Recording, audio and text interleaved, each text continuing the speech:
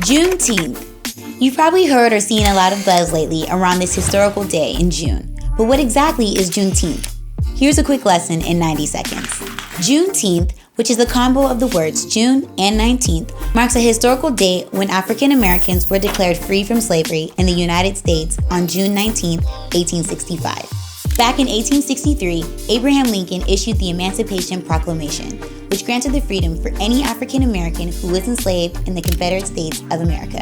While this was a great start toward abolishing slavery, it still meant that there were millions of other African Americans still enslaved.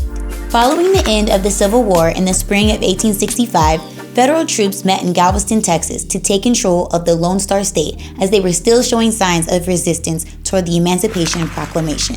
Under the troops' command of their Union General, Gordon Granger helped enforce and oversee the freedom of all slaves in Texas. By the end of the year, the passing of the 13th Amendment would ultimately abolish slavery in the United States, giving all enslaved African Americans their freedom. In Texas, the now freed slaves would come together in the following years for annual celebrations of Juneteenth, which is then called Jubilee Day. The tradition of Juneteenth began to spread across the country as African Americans would start to migrate out of Texas and venture into different areas of the United States, while keeping the celebration and history of this important day alive for future generations, aka us.